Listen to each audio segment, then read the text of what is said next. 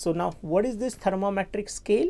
Just we have discussed that we have to define two reference point generally to measure the temperature. So one is 0 degree Celsius, another is 100 degree Celsius. In case of your degree Celsius, that your scale, then this is 32 Fahrenheit, 212 Fahrenheit, then this is 273, 373. So generally these are nothing but the different your levels which I have shown here, that water freezes, water boils, and this is your absolute zero. Yeah.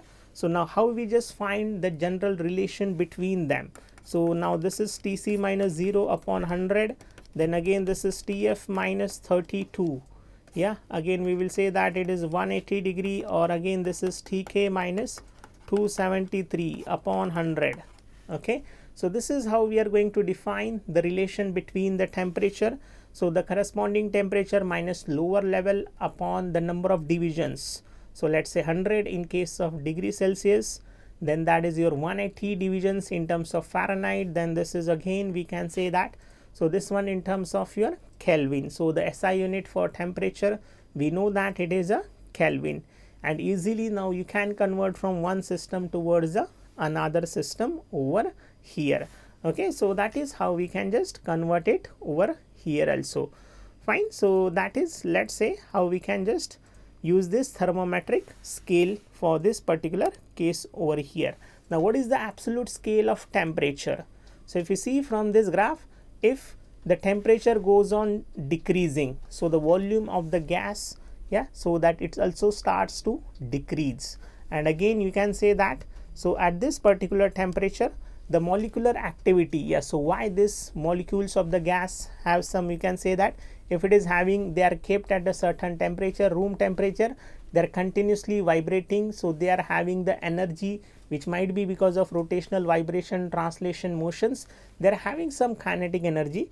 Yeah, but now when you just reducing the temperature, you are extracting the heat out from those molecules, so their molecular motion, it just now very, you can say that it got reduced, and finally the molecular motion for those gas molecules stops at a particular temperature. So that temperature we are going to call it as a absolute scale of temperature, and which is nothing but 0 Kelvin. So that we are going to call it as a 0 Kelvin or minus 273 degrees Celsius, where that your complete molecular motion of the molecules will get stops. So that's why it is, so ideally you can say that it is having the zero volume.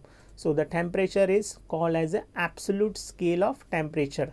So this is how we can just see with the help of this graph also.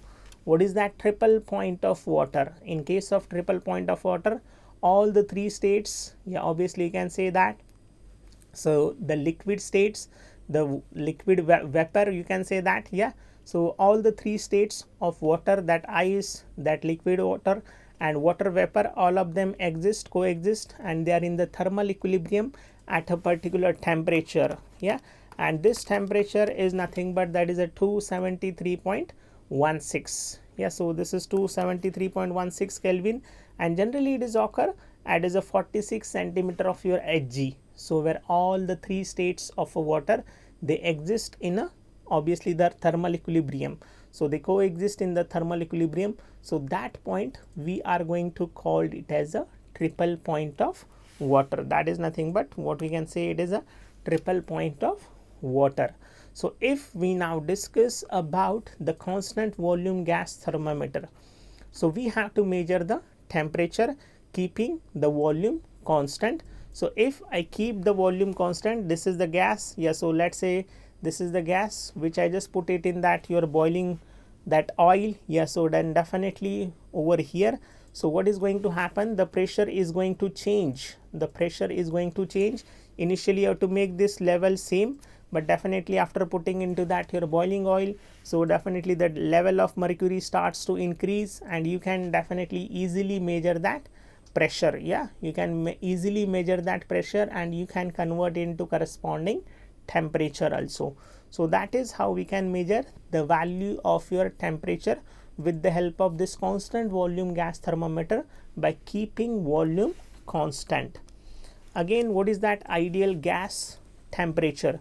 Again, in this ideal gas temperature, we can just measure. Obviously, this is, we can easily now measure, obviously that is your temperature. Yeah, so we can measure the temperature over here for this particular case.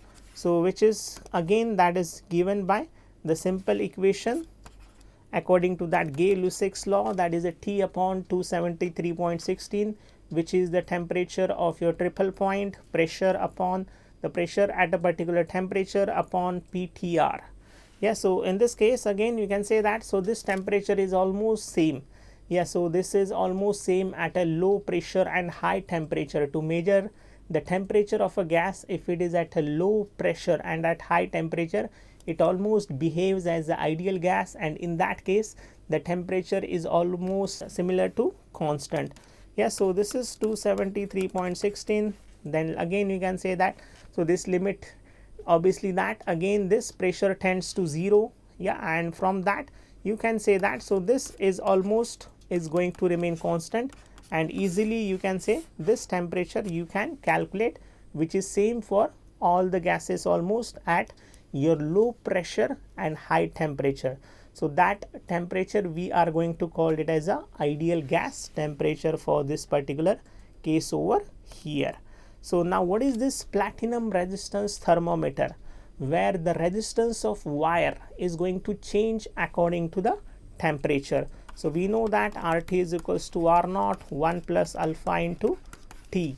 The resistance is going to change, so you can determine the temperature. Yeah, so this is RT minus R naught, again let's say 100 R100 minus R naught. So with these equations you can determine the resistance at a particular temperature. If you increase that, your obviously the resistance, so according to which we said that the temperature is going to change for this particular case. So this is how we are going to measure the temperature by just changing the resistance of that platinum wire. Yeah, and you will get the corresponding value of your temperature, yeah, for a particular resistance of that wire. So this is one of the technique that we can use over here.